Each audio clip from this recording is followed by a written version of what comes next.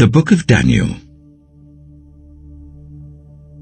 Daniel chapter 1. In the 3rd year of the reign of Jehoiakim, king of Judah, Nebuchadnezzar king of Babylon came to Jerusalem and besieged it.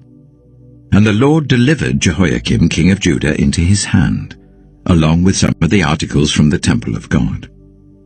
These he carried off to the temple of his God in Babylonia, and put in the treasure house of his God. Then the king ordered Ashpenaz, chief of his court officials, to bring into the king's service some of the Israelites from the royal family and the nobility, young men without any physical defect, handsome, showing aptitude for every kind of learning, well-informed, quick to understand, and qualified to serve in the king's palace. He was to teach them the language and literature of the Babylonians.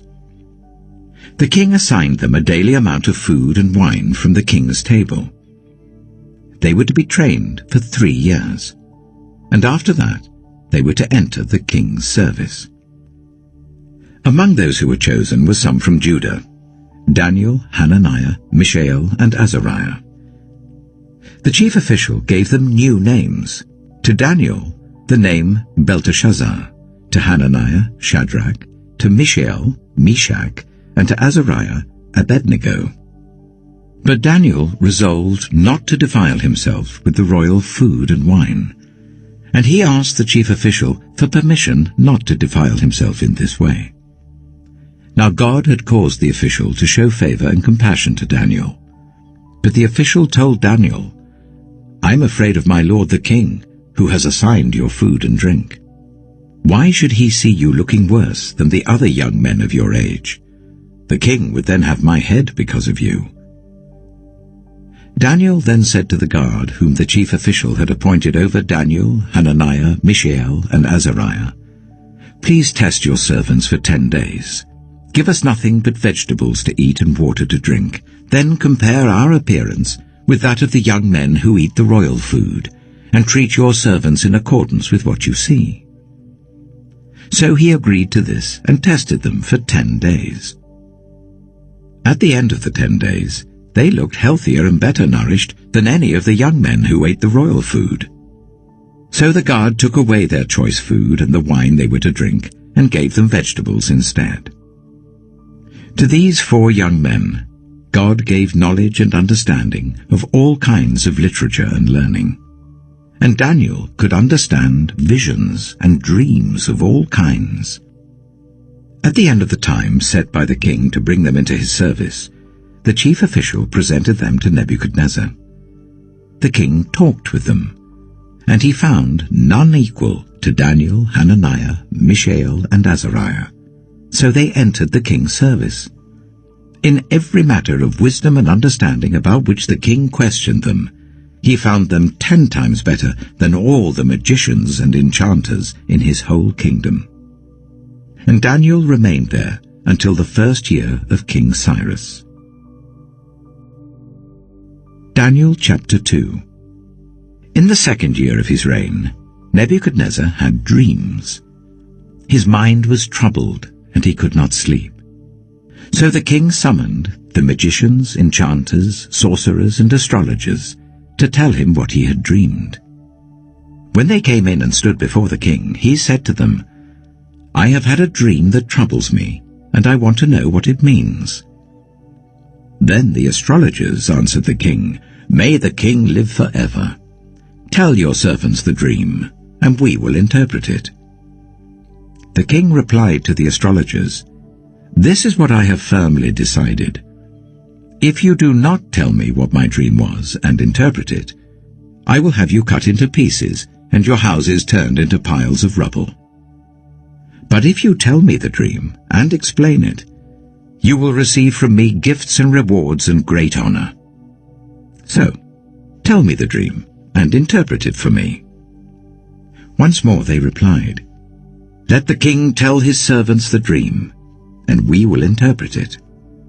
Then the king answered, "I am certain that you're trying to gain time, because you realize that this is what I have firmly decided. If you do not tell me the dream, there is only one penalty for you.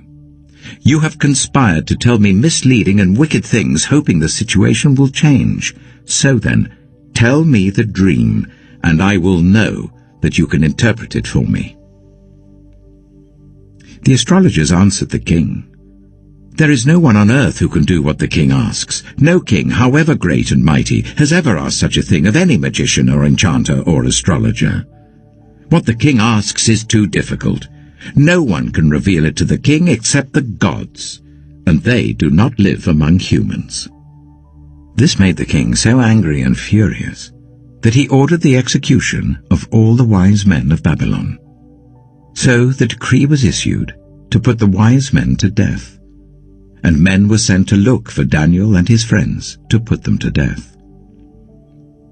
When Arioch, the commander of the king's guard, had gone out to put to death the wise men of Babylon, Daniel spoke to him with wisdom and tact. He asked the king's officer, "Why did the king issue such a harsh decree?" Arioch then explained the matter to Daniel. At this, Daniel went in to the king and asked for time, so that he might interpret the dream for him. Then Daniel returned to his house and explained the matter to his friends Hananiah, Mishael, and Azariah. He urged them to plead for mercy from the God of heaven concerning this mystery, so that he and his friends might not be executed with the rest of the wise men of Babylon. During the night, the mystery was revealed to Daniel in a vision. Then Daniel praised the God of heaven and said, "Praise be to the name of God forever and ever. Wisdom and power are his. He changes times and seasons. He deposes kings and raises up others. He gives wisdom to the wise and knowledge to the discerning. He reveals deep and hidden things. He knows what lies in darkness, and light dwells with him. I thank and praise you, God of my ancestors. You have given me wisdom and power. You have made known to me what we asked of you. You have made known to us the dream of the king." Then Daniel went to Arioch, whom the king had appointed to execute the wise men of Babylon, and said to him, "Do not execute the wise men of Babylon. Take me to the king, and I will interpret his dream for him." Arioch took Daniel to the king at once and said, "I have found a man among the exiles from Judah who can tell the king what his dream means." The king asked Daniel, also called Belteshazzar, "Are you able to tell me what I saw in my dream and interpret it?" Daniel replied, "No wise man, enchanter, magician, or diviner can explain to the king the mystery he has asked about, but there is a God in heaven who reveals mysteries. He has shown King Nebuchadnezzar what will happen in days to come. Your dream and the visions that passed through your mind as you were lying in bed are these. As your majesty was lying there, your mind turned to things to come, and the revealer of mysteries showed you what is going to happen. As for me, this mystery has been revealed to me, not because I have greater wisdom than anyone else alive, but so that your majesty may know the interpretation, and that you may understand what went through your mind. Your majesty looked, and there before you stood a large statue, an enormous, dazzling statue, awesome in appearance. The head of the statue was made of pure gold, its chest and arms of silver, its belly and thighs of bronze, its legs of iron, its feet partly of iron and partly of baked clay. While you were watching, a rock was cut out, but not by human hands. It struck the statue on its feet of iron and clay and smashed them. Then the iron, the clay, the bronze, the silver and the gold were all broken to pieces and became like chaff on a threshing floor in the summer. The wind swept them away without leaving a trace. But the rock that struck the statue became a huge mountain and filled the whole earth. This was the dream, and now we will interpret it to the king. Your Majesty, you are the King of Kings. The God of heaven has given you dominion and power and might and glory. In your hands he has placed all mankind and the beasts of the field and the birds in the sky. Wherever they live, he has made you ruler over them all. You are that head of gold. After you, another kingdom will arise, inferior to yours. Next, a third kingdom, one of bronze, will rule over the whole earth. Finally, there will be a fourth kingdom, strong as iron, for iron breaks and smashes everything, and as iron breaks things to pieces, so it will crush and break all the others. Just as you saw that the feet and toes were partly of baked clay and partly of iron, so this will be a divided kingdom. Yet it will have some of the strength of iron in it, even as you saw iron mixed with clay. As the toes were partly iron and partly clay, so this kingdom will be partly strong and partly brittle. And just as you saw the iron mixed with baked clay, so the people will be a mixture and will not remain united, any more than iron mixes with clay. In the time of those kings, the God of heaven will set up a kingdom that will never be destroyed, nor will it be left to another people. It will crush all those kingdoms and bring them to an end, but it will itself endure forever. This is the meaning of the vision of the rock cut out of a mountain, but not by human hands, a rock that broke the iron, the bronze, the clay, the silver, and the gold to pieces. The great God has shown the king what will take place in the future. The dream is true, and its interpretation is trustworthy. Then King Nebuchadnezzar fell prostrate before Daniel, and paid him honor, and ordered that an offering and incense be presented to him. The king said to Daniel, "Surely your God is the God of gods, and the Lord of kings, and a revealer of mysteries, for you were able to reveal this mystery." Then the king placed Daniel in a high position, and lavished many gifts on him. He made him ruler over the entire province of Babylon, and placed him in charge of all its wise men. Moreover, at Daniel's request, the king appointed Shadrach, Meshach, and Abednego, chief ministers over the province of Babylon, while Daniel himself remained at the royal court.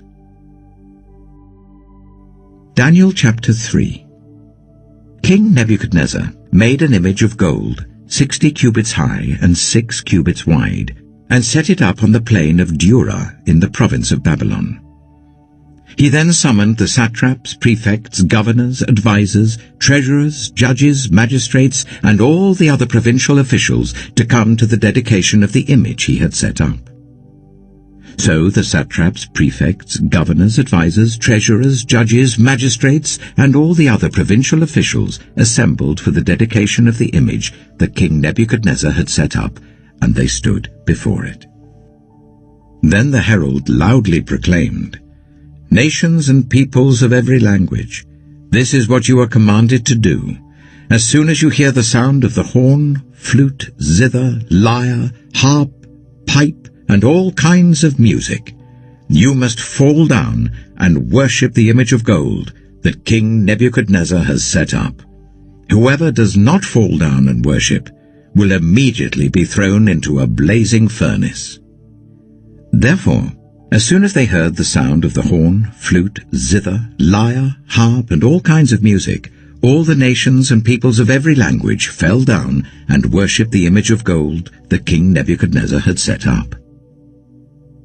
At this time, some astrologers came forward and denounced the Jews. They said to King Nebuchadnezzar, "May the king live forever.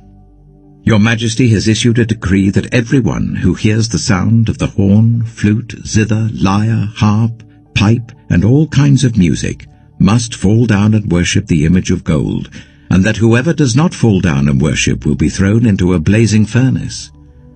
But there are some Jews whom you have set over the affairs of the province of Babylon, Shadrach, Meshach, and Abednego, who pay no attention to you, your Majesty.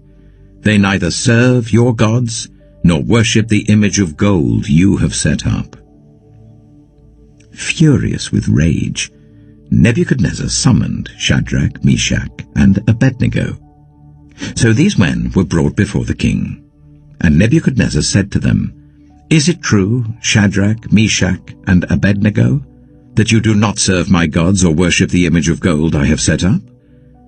Now when you hear the sound of the horn, flute, zither, lyre, harp, pipe, and all kinds of music, if you are ready to fall down and worship the image I made, very good.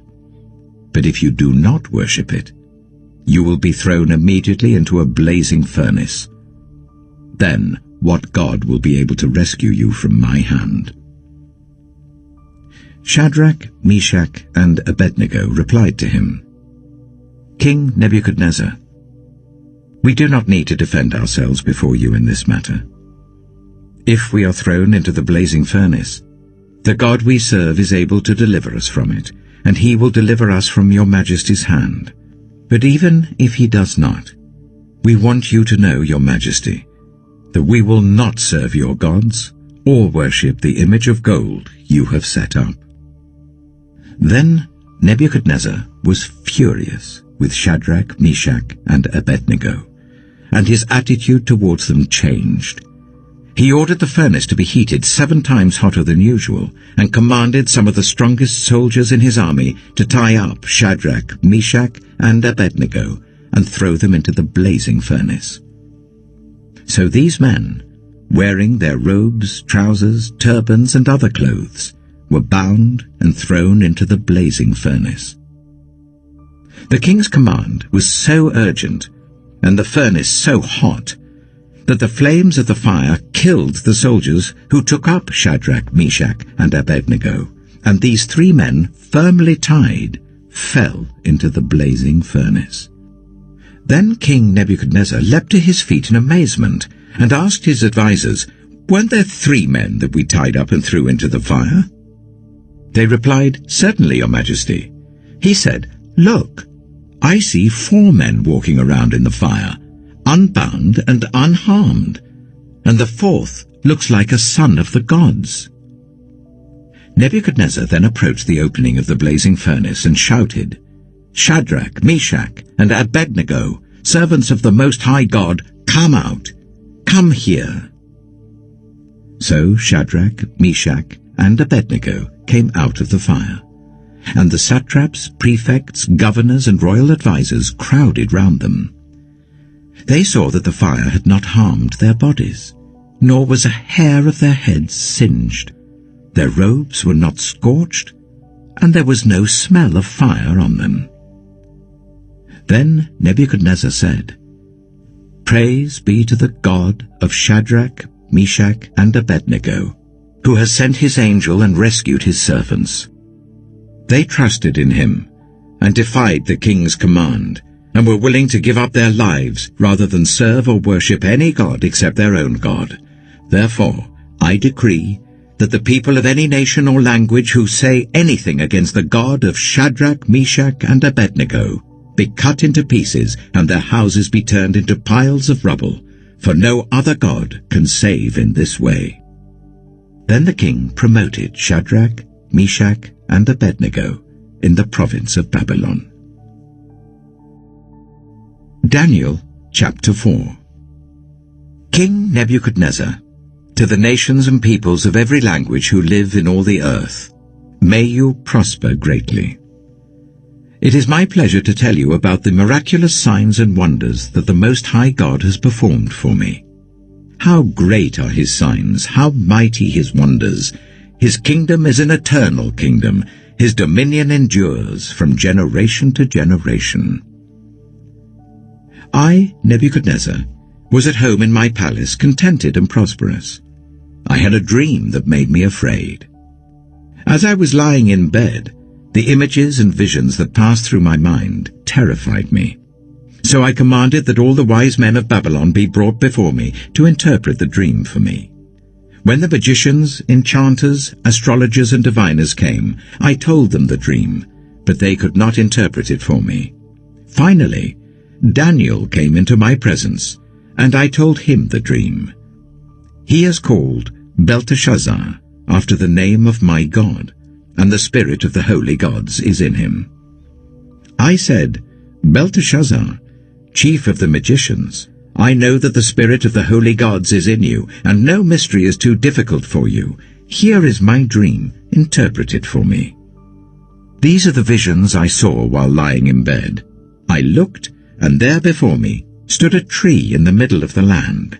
Its height was enormous. The tree grew large and strong, and its top touched the sky. It was visible to the ends of the earth. Its leaves were beautiful, its fruit abundant, and on it was food for all. Under it, the wild animals found shelter, and the birds lived in its branches. From it, every creature was fed. In the visions I saw while lying in bed, I looked, and there before me was a Holy One, a messenger, coming down from heaven. He called in a loud voice, "Cut down the tree, and trim off its branches. Strip off its leaves and scatter its fruit. Let the animals flee from under it, and the birds from its branches. But let the stump and its roots, bound with iron and bronze, remain in the ground, in the grass of the field.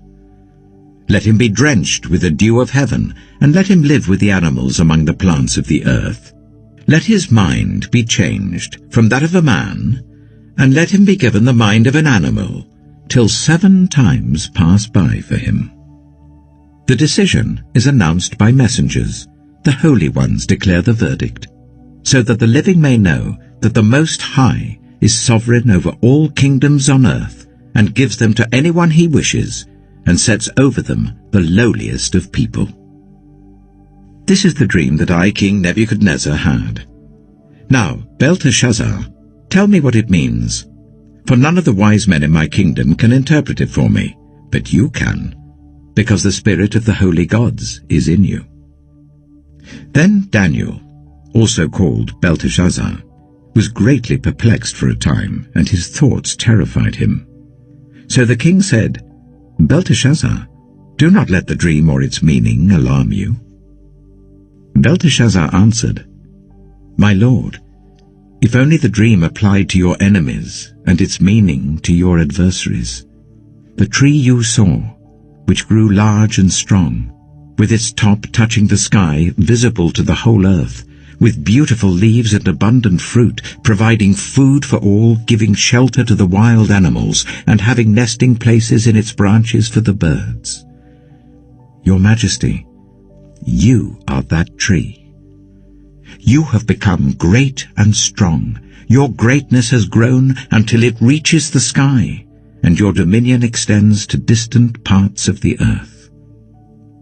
Your Majesty saw a Holy One, a messenger, coming down from heaven and saying, "Cut down the tree and destroy it, but leave the stump, bound with iron and bronze, in the grass of the field, while its roots remain in the ground. Let him be drenched with the dew of heaven, let him live with the wild animals until 7 times pass by for him." This is the interpretation, Your Majesty, and this is the decree the Most High has issued against my lord the king. You will be driven away from people, and will live with the wild animals. You will eat grass like the ox, and be drenched with the dew of heaven. 7 times will pass by for you, until you acknowledge that the Most High is sovereign over all kingdoms on earth, and gives them to anyone he wishes. The command to leave the stump of the tree with its roots means that your kingdom will be restored to you when you acknowledge that heaven rules. Therefore, Your Majesty, be pleased to accept my advice. Renounce your sins by doing what is right, and your wickedness by being kind to the oppressed. It may be that then your prosperity will continue. All this happened to King Nebuchadnezzar. 12 months later, as the king was walking on the roof of the royal palace of Babylon, he said, "Is not this the great Babylon I have built as the royal residence, by my mighty power and for the glory of my majesty?" Even as the words were on his lips, a voice came from heaven. "This is what is decreed for you, King Nebuchadnezzar. Your royal authority has been taken from you. You will be driven away from people, and will live with the wild animals. You will eat grass like the ox. 7 times will pass by for you, until you acknowledge that the Most High is sovereign over all kingdoms on earth, and gives them to anyone he wishes." Immediately what had been said about Nebuchadnezzar was fulfilled. He was driven away from people and ate grass like the ox. His body was drenched with the dew of heaven until his hair grew like the feathers of an eagle and his nails like the claws of a bird. At the end of that time, I, Nebuchadnezzar, raised my eyes towards heaven, and my sanity was restored. Then I praised the Most High. I honored and glorified him who lives forever. His dominion is an eternal dominion. His kingdom endures from generation to generation. All the peoples of the earth are regarded as nothing. He does as he pleases with the powers of heaven and the peoples of the earth. No one can hold back his hand or say to him, "What have you done?" At the same time that my sanity was restored, my honor and splendor were returned to me for the glory of my kingdom. My advisers and nobles sought me out, and I was restored to my throne and became even greater than before.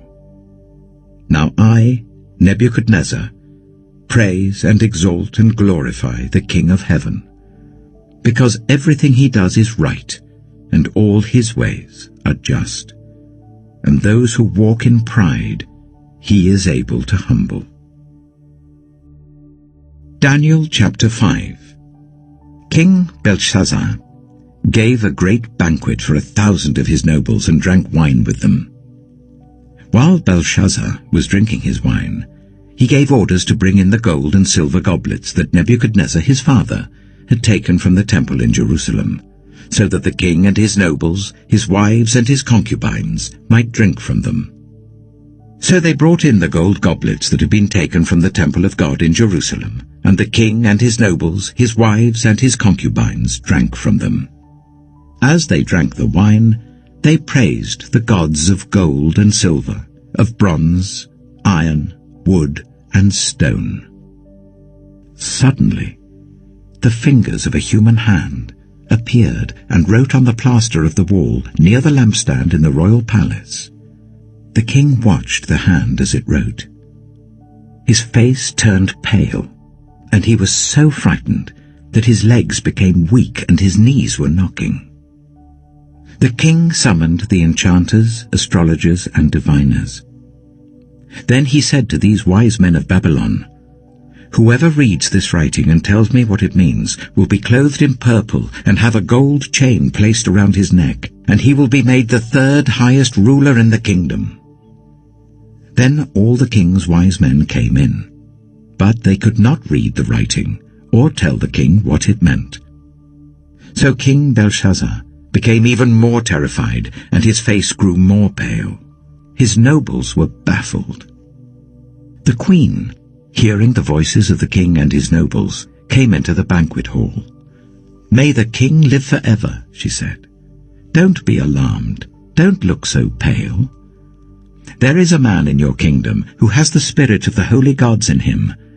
In the time of your father he was found to have insight and intelligence and wisdom like that of the gods. Your father, King Nebuchadnezzar, appointed him chief among the magicians, enchanters, astrologers, and diviners. He did this because Daniel, whom the king called Belteshazzar, was found to have a keen mind and knowledge and understanding, and also the ability to interpret dreams, explain riddles, and solve difficult problems. Call for Daniel, and he will tell you what the writing means." So Daniel was brought before the king, and the king said to him, "Are you Daniel, one of the exiles my father the king brought from Judah? I have heard that the spirit of the gods is in you, and that you have insight, intelligence, and outstanding wisdom. The wise men and enchanters were brought before me to read this writing and tell me what it means, but they could not explain it. Now I have heard that you are able to give interpretations and to solve difficult problems. If you can read this writing and tell me what it means, you will be clothed in purple and have a gold chain placed round your neck, and you will be made the third highest ruler in the kingdom." Then Daniel answered the king, "You may keep your gifts for yourself and give your rewards to someone else. Nevertheless, I will read the writing for the king and tell him what it means. Your Majesty, the Most High God gave your father Nebuchadnezzar sovereignty and greatness and glory and splendor. Because of the high position he gave him, all the nations and peoples of every language dreaded and feared him. Those the king wanted to put to death, he put to death. Those he wanted to spare, he spared. Those he wanted to promote, he promoted. And those he wanted to humble, he humbled. But when his heart became arrogant and hardened with pride, he was deposed from his royal throne and stripped of his glory. He was driven away from the people and given the mind of an animal. He lived with the wild donkeys and ate grass like the ox, and his body was drenched with the dew of heaven, until he acknowledged that the Most High God is sovereign over all kingdoms on earth and sets over them anyone he wishes. But you, Belshazzar, his son, have not humbled yourself, though you knew all this. Instead, you have set yourself up against the Lord of heaven. You had the goblets from his temple brought to you, and you and your nobles, your wives and your concubines drank wine from them. You praised the gods of silver and gold, of bronze, iron, wood, and stone, which cannot see or hear or understand. But you did not honor the God who holds in his hand your life and all your ways. Therefore, he sent the hand that wrote the inscription. This is the inscription that was written: Mene, Mene, Tekel, Parsin. Here is what these words mean. Mene. God has numbered the days of your reign and brought it to an end. Tekel. You have been weighed on the scales and found wanting. Pires. Your kingdom is divided and given to the Medes and Persians. Then, at Belshazzar's command, Daniel was clothed in purple. A gold chain was placed round his neck, and he was proclaimed the third highest ruler in the kingdom. That very night, Belshazzar, king of the Babylonians, was slain, and Darius the Mede took over the kingdom at the age of 62. Daniel chapter 6. It pleased Darius to appoint 120 satraps to rule throughout the kingdom, with 3 chief ministers over them, one of whom was Daniel. The satraps were made accountable to them, so that the king might not suffer loss. Now Daniel so distinguished himself among the chief ministers and the satraps by his exceptional qualities, that the king planned to set him over the whole kingdom. At this, the chief ministers and the satraps tried to find grounds for charges against Daniel in his conduct of government affairs, but they were unable to do so. They could find no corruption in him, because he was trustworthy and neither corrupt nor negligent.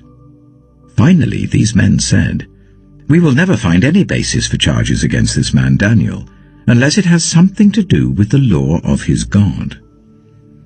So these chief ministers and satraps went as a group to the king and said, "May King Darius live forever. The royal ministers, prefects, satraps, advisers, and governors have all agreed that the king should issue an edict and enforce the decree that anyone who prays to any god or human being during the next 30 days, except to you, your majesty, shall be thrown into the lion's den. Now, your majesty, issue the decree and put it in writing so that it cannot be altered, in accordance with the law of the Medes and Persians, which cannot be repealed." So King Darius put the decree in writing. Now when Daniel learned that the decree had been published, he went home to his upstairs room where the windows opened towards Jerusalem.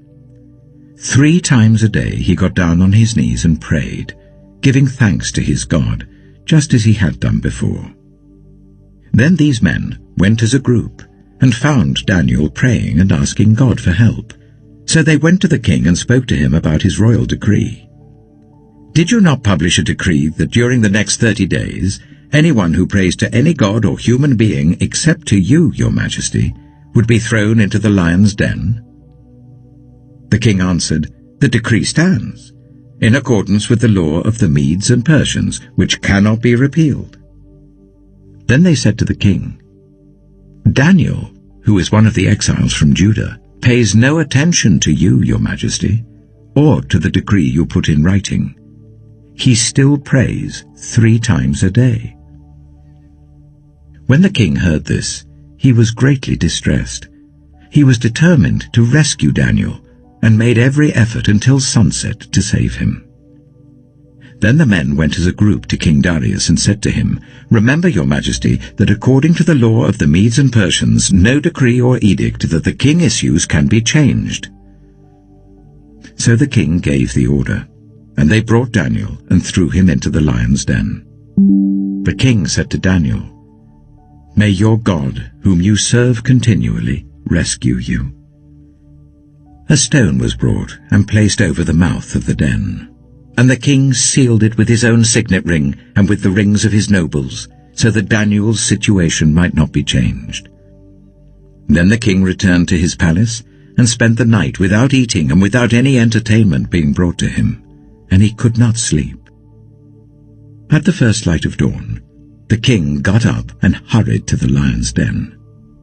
When he came near the den, he called to Daniel in an anguished voice, "Daniel, servant of the living God, has your God, whom you serve continually, been able to rescue you from the lions?" Daniel answered, "May the king live forever. My God sent his angel, and he shut the mouths of the lions. They have not hurt me, because I was found innocent in his sight. Nor have I ever done any wrong before you, your majesty." The king was overjoyed, and gave orders to lift Daniel out of the den. And when Daniel was lifted from the den, no wound was found on him, because he had trusted in his God. At the king's command, the men who had falsely accused Daniel were brought in and thrown into the lion's den along with their wives and children. And before they reached the floor of the den, the lions overpowered them and crushed all their bones. Then King Darius wrote to all the nations and peoples of every language in all the earth, "May you prosper greatly. I issue a decree that in every part of my kingdom people must fear and reverence the God of Daniel. For he is the living God, and he endures forever. His kingdom will not be destroyed, his dominion will never end. He rescues and he saves. He performs signs and wonders in the heavens and on the earth. He has rescued Daniel from the power of the lions." So Daniel prospered during the reign of Darius and the reign of Cyrus the Persian. Daniel chapter 7. In the first year of Belshazzar, king of Babylon, Daniel had a dream, and visions passed through his mind as he was lying in bed. He wrote down the substance of his dream. Daniel said, "In my vision at night I looked, and there before me were the 4 winds of heaven churning up the great sea. 4 great beasts, each different from the others, came up out of the sea. The first was like a lion, and it had the wings of an eagle. I watched until its wings were torn off, and it was lifted from the ground so that it stood on 2 feet like a human being, and the mind of a human was given to it. And there before me was a second beast, which looked like a bear. It was raised up on one of its sides, and it had 3 ribs in its mouth between its teeth. It was told, 'Get up and eat your fill of flesh.' After that, I looked, and there before me was another beast, one that looked like a leopard, and on its back It had 4 wings like those of a bird. This beast had 4 heads, and it was given authority to rule. After that, in my vision at night, I looked, and there before me was a 4th beast, terrifying and frightening and very powerful. It had large iron teeth. It crushed and devoured its victims and trampled underfoot whatever was left. It was different from all the former beasts, and it had 10 horns. While I was thinking about the horns, there before me was another horn, a little one, which came up among them, and 3 of the first horns were uprooted before it. This horn had eyes like the eyes of a human being, and a mouth that spoke boastfully. As I looked, thrones were set in place, and the Ancient of Days took his seat. His clothing was as white as snow. The hair of his head was white like wool. His throne was flaming with fire, and its wheels were all ablaze. A river of fire was flowing, coming out from before him. Thousands upon thousands attended him. 10,000 times 10,000 stood before him. The court was seated, and the books were opened. Then I continued to watch, because of the boastful words the horn was speaking. I kept looking until the beast was slain, and its body destroyed and thrown into the blazing fire. The other beasts had been stripped of their authority, but were allowed to live for a period of time. In my vision at night, I looked, and there before me was one like a son of man, coming with the clouds of heaven. He approached the Ancient of Days, and was led into his presence. He was given authority, glory, and sovereign power. All nations and peoples of every language worshipped him. His dominion is an everlasting dominion that will not pass away, and his kingdom is one that will never be destroyed. I, Daniel, was troubled in spirit, and the visions that passed through my mind disturbed me. I approached one of those standing there, and asked him the meaning of all this. So he told me and gave me the interpretation of these things. The 4 great beasts are 4 kings that will rise from the earth.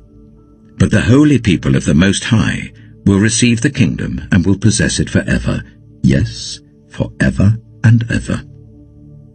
Then I wanted to know the meaning of the 4th beast, which was different from all the others and most terrifying, with its iron teeth and bronze claws, the beast that crushed and devoured its victims and trampled underfoot whatever was left.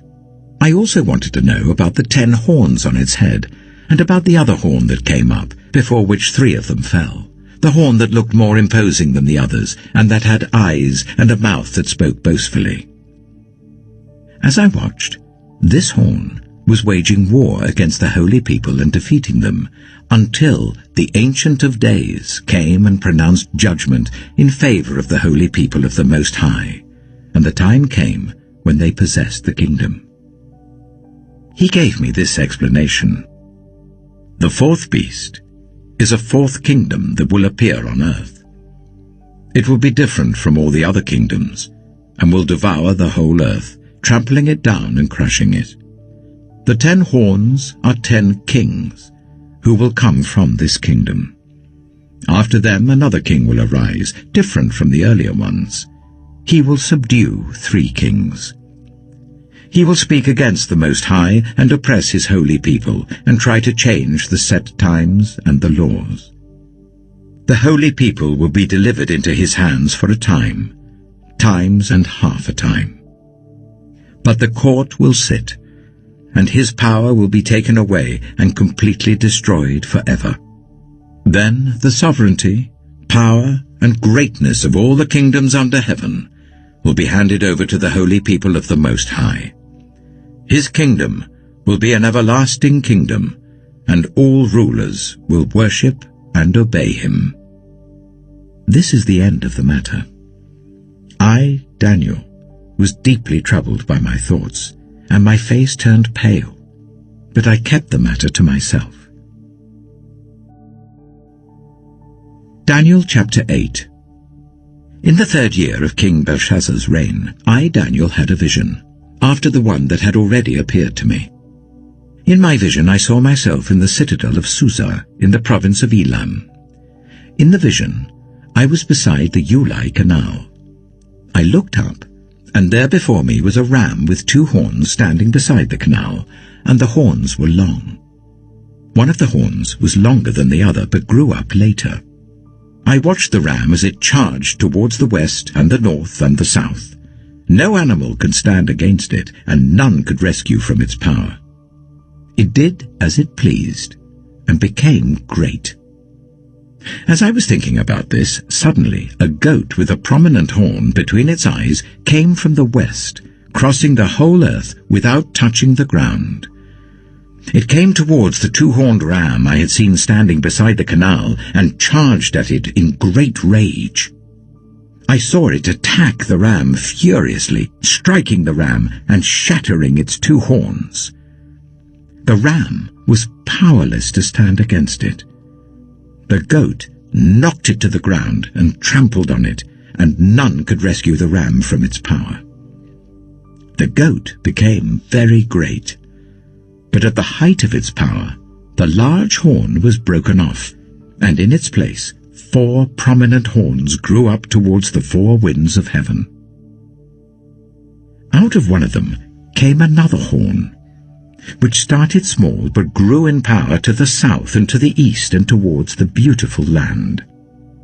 It grew until it reached the host of the heavens, and it threw some of the starry host down to the earth and trampled on them.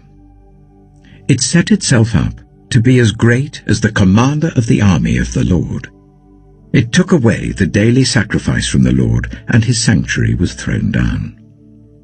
Because of rebellion, the Lord's people and the daily sacrifice were given over to it. It prospered in everything it did, and truth was thrown to the ground. Then I heard a Holy One speaking, and another Holy One said to him, "How long will it take for the vision to be fulfilled?" The vision concerning the daily sacrifice, the rebellion that causes desolation, the surrender of the sanctuary, and the trampling underfoot of the Lord's people. He said to me, "It will take 2,300 evenings and mornings. Then the sanctuary will be reconsecrated." While I, Daniel, was watching the vision and trying to understand it, there before me stood one who looked like a man. And I heard a man's voice from the Ulai calling, "Gabriel, tell this man the meaning of the vision." As he came near the place where I was standing, I was terrified and fell prostrate. "Son of man," he said to me, "understand that the vision concerns the time of the end." While he was speaking to me, I was in a deep sleep with my face to the ground. Then he touched me and raised me to my feet. He said, "I am going to tell you what will happen later in the time of wrath, because the vision concerns the appointed time of the end. The 2-horned ram that you saw represents the kings of Media and Persia. The shaggy goat is the king of Greece, and the large horn between its eyes is the first king. The 4 horns that replace the one that was broken off represent 4 kingdoms that will emerge from his nation, but will not have the same power. In the latter part of their reign, when rebels have become completely wicked, a fierce-looking king, a master of intrigue, will arise. He will become very strong, but not by his own power. He will cause astounding devastation and will succeed in whatever he does. He will destroy those who are mighty, the holy people. He will cause deceit to prosper, and he will consider himself superior. When they feel secure, he will destroy many and take his stand against the Prince of Princes.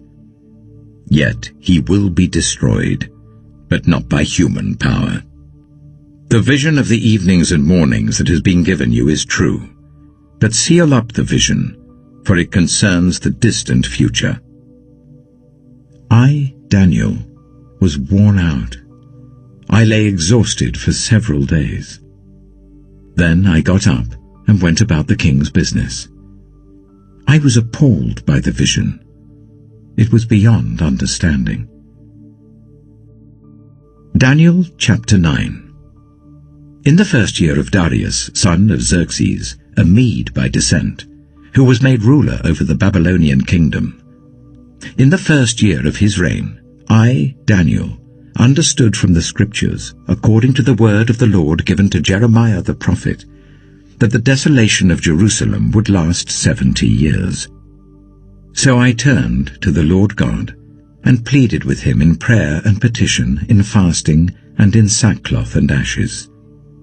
I prayed to the Lord my God, and confessed, Lord, the great and awesome God, who keeps his covenant of love with those who love him and keep his commandments, we have sinned and done wrong.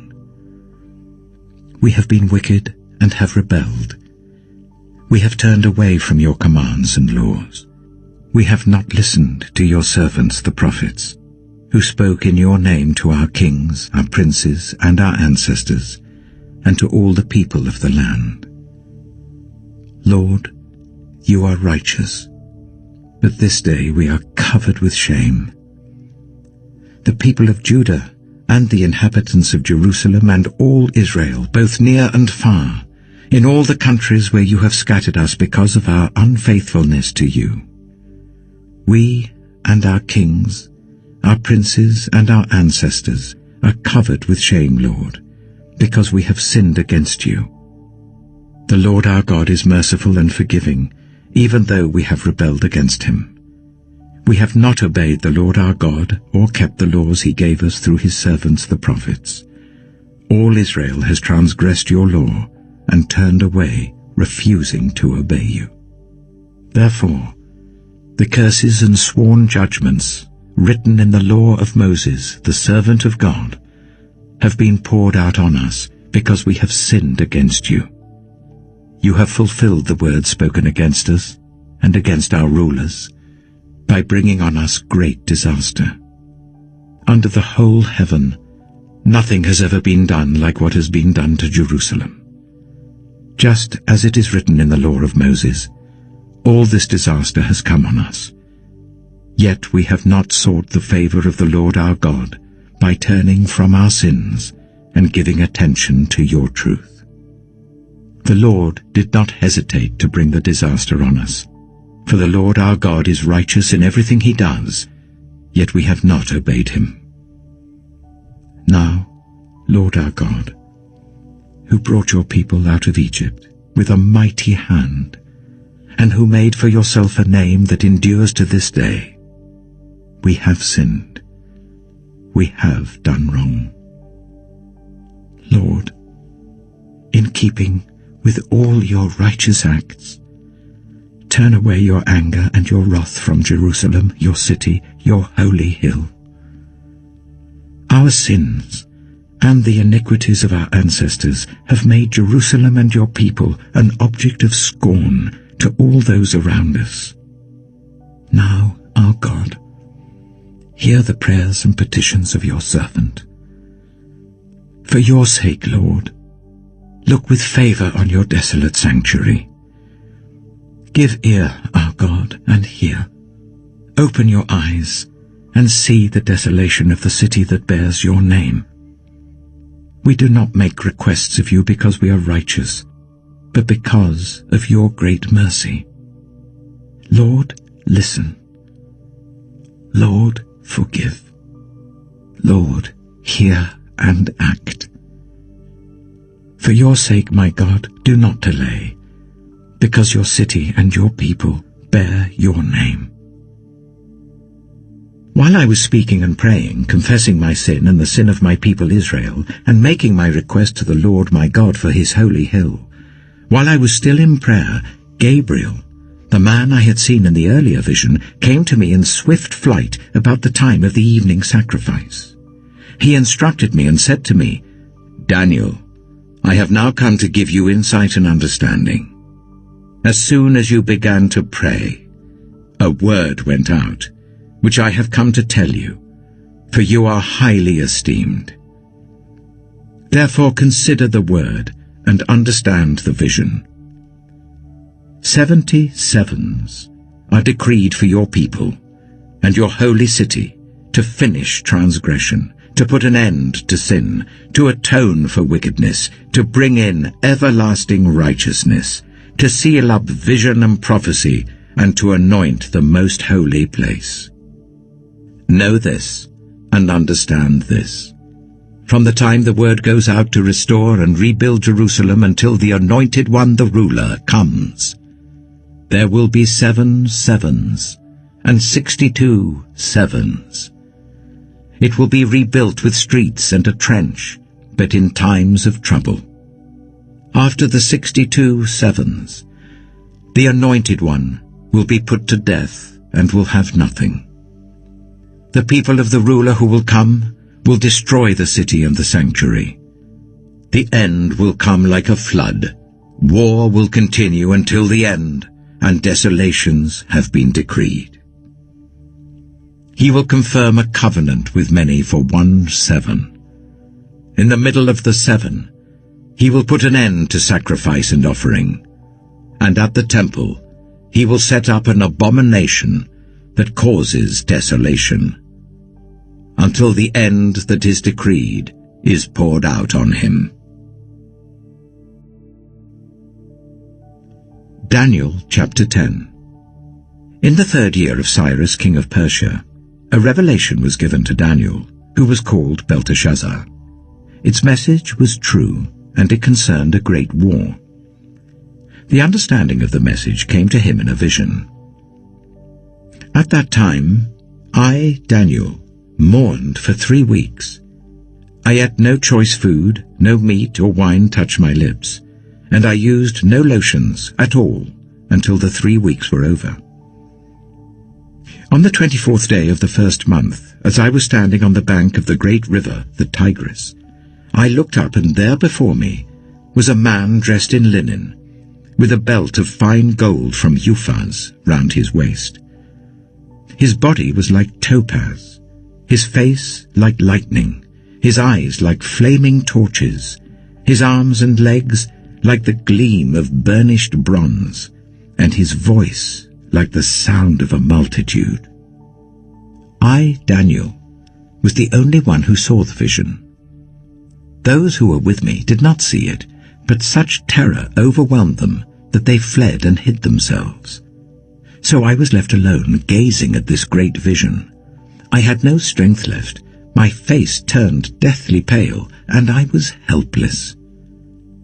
Then I heard him speaking, and as I listened to him, I fell into a deep sleep, my face to the ground. A hand touched me and set me trembling on my hands and knees.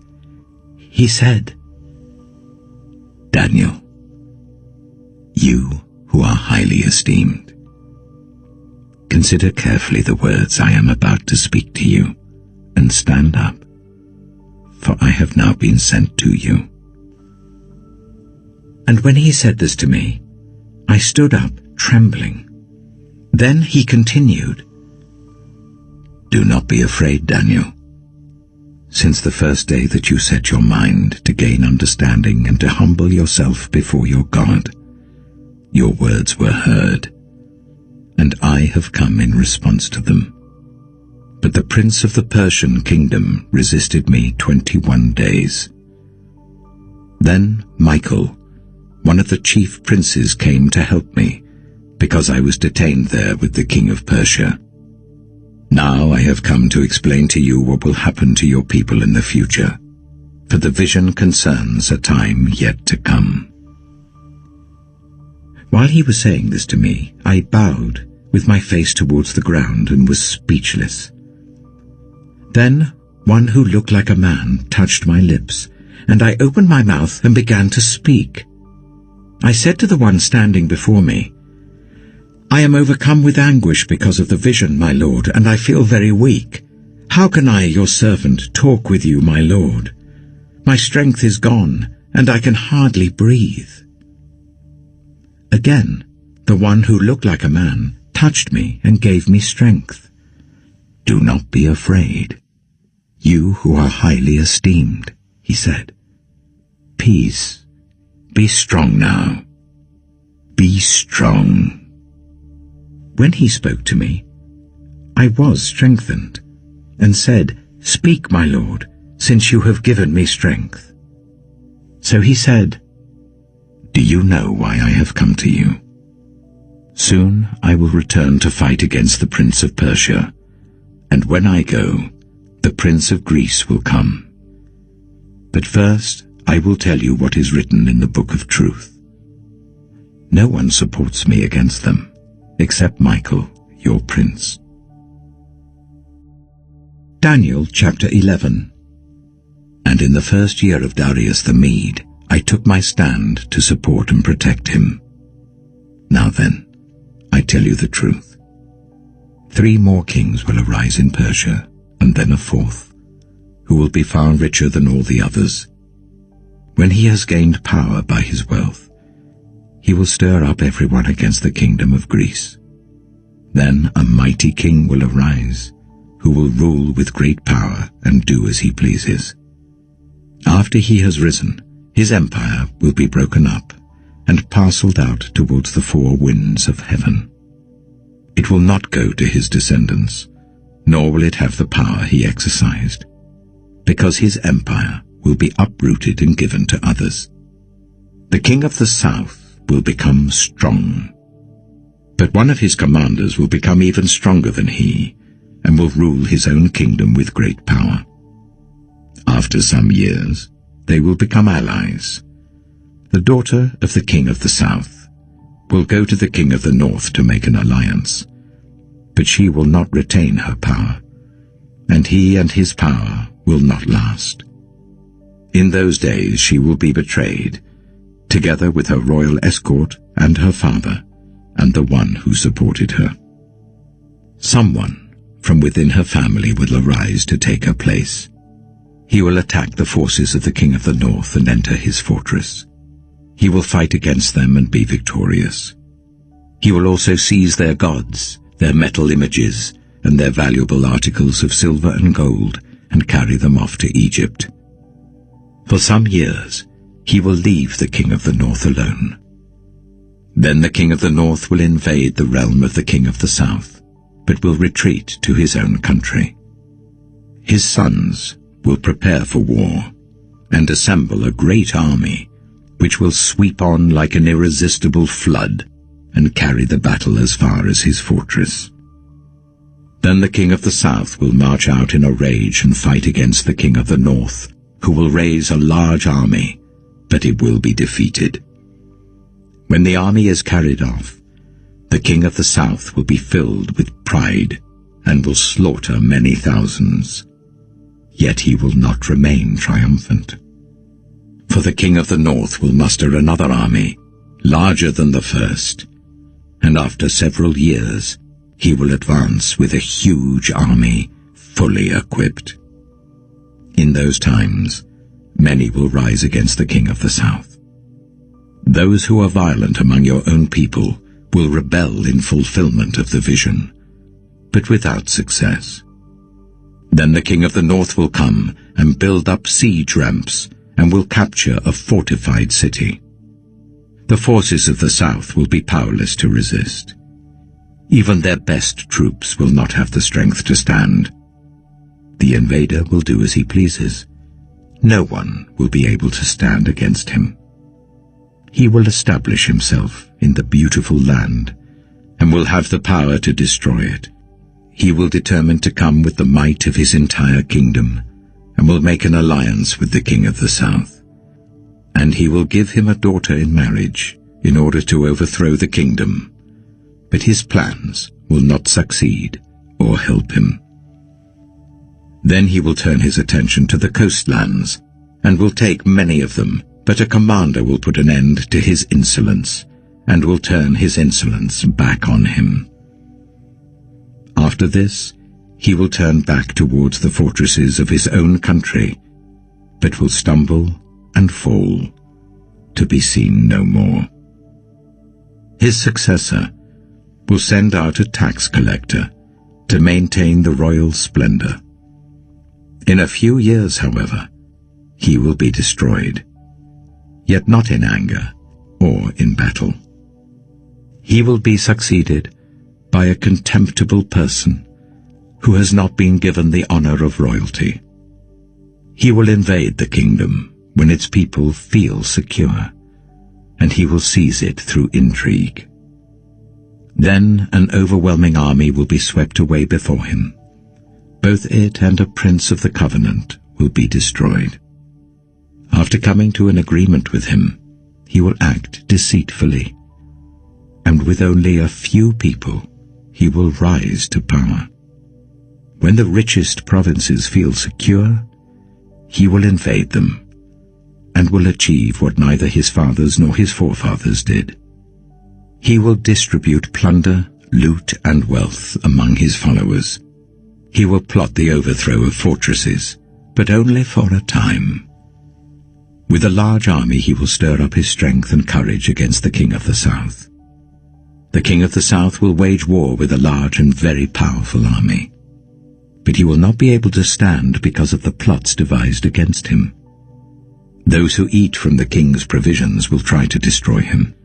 His army will be swept away, and many will fall in battle. The two kings, with their hearts bent on evil, will sit at the same table and lie to each other. But to no avail, because an end will still come at the appointed time. The king of the north will return to his own country with great wealth, but his heart will be set against the holy covenant. He will take action against it, and then return to his own country. At the appointed time, he will invade the south again, but this time the outcome will be different from what it was before. Ships of the western coastlands will oppose him, and he will lose heart. Then he will turn back and vent his fury against the holy covenant. He will return and show favor to those who forsake the holy covenant. His armed forces will rise up to desecrate the temple fortress and will abolish the daily sacrifice. Then they will set up the abomination that causes desolation. With flattery he will corrupt those who have violated the covenant, but the people who know their God will firmly resist him. Those who are wise will instruct many, though for a time they will fall by the sword, or be burned or captured or plundered. When they fall, they will receive a little help, and many who are not sincere will join them. Some of the wise will stumble, so that they may be refined, purified, and made spotless until the time of the end, for it will still come at the appointed time. The king will do as he pleases. He will exalt and magnify himself above every god, and will say unheard of things against the God of gods. He will be successful until the time of wrath is completed, for what has been determined must take place. He will show no regard for the gods of his ancestors, or for the one desired by women, nor will he regard any god, but will exalt himself above them all. Instead of them, he will honor a god of fortresses, a god unknown to his ancestors. He will honor with gold and silver, with precious stones and costly gifts. He will attack the mightiest fortresses with the help of a foreign god, and will greatly honor those who acknowledge him. He will make them rulers over many people, and will distribute the land at a price. At the time of the end, the king of the south will engage him in battle, and the king of the north will storm out against him with chariots and cavalry and a great fleet of ships. He will invade many countries and sweep through them like a flood. He will also invade the beautiful land. Many countries will fall, but Edom, Moab, and the leaders of Ammon will be delivered from his hand. He will extend his power over many countries. Egypt will not escape. He will gain control of the treasures of gold and silver, and all the riches of Egypt, with the Libyans and Cushites in submission. But reports from the east and the north will alarm him, and he will set out in a great rage to destroy and annihilate many. He will pitch his royal tents between the seas at the beautiful holy mountain. Yet he will come to his end, and no one will help him. Daniel chapter 12. At that time, Michael, the great prince who protects your people, will arise. There will be a time of distress, such as has not happened from the beginning of nations until then. But at that time your people, everyone whose name is found written in the book, will be delivered. Multitudes who sleep in the dust of the earth will awake, some to everlasting life, others to shame and everlasting contempt. Those who are wise will shine like the brightness of the heavens, and those who lead many to righteousness like the stars forever and ever. But you, Daniel, roll up and seal the words of the scroll until the time of the end. Many will go here and there to increase knowledge. Then I, Daniel, looked, and there before me stood two others, one on this bank of the river, and one on the opposite bank. One of them said to the man clothed in linen, who was above the waters of the river, "How long will it be before these astonishing things are fulfilled?" The man clothed in linen, who was above the waters of the river, lifted his right hand and his left hand towards heaven. And I heard him swear by him who lives forever, saying, "It will be for a time, times and half a time, when the power of the holy people has been finally broken. All these things will be completed." I heard, but I did not understand. So I asked, "My Lord, what will the outcome of all this be?" He replied, "Go your way, Daniel, because the words are rolled up and sealed until the time of the end. Many will be purified, made spotless and refined, but the wicked will continue to be wicked. None of the wicked will understand, but those who are wise will understand. From the time that the daily sacrifice is abolished, and the abomination that causes desolation is set up, there will be 1,290 days. Blessed is the one who waits for and reaches the end of the 1,335 days. As for you, go your way till the end. You will rest, and then at the end of the days you will rise to receive your allotted inheritance."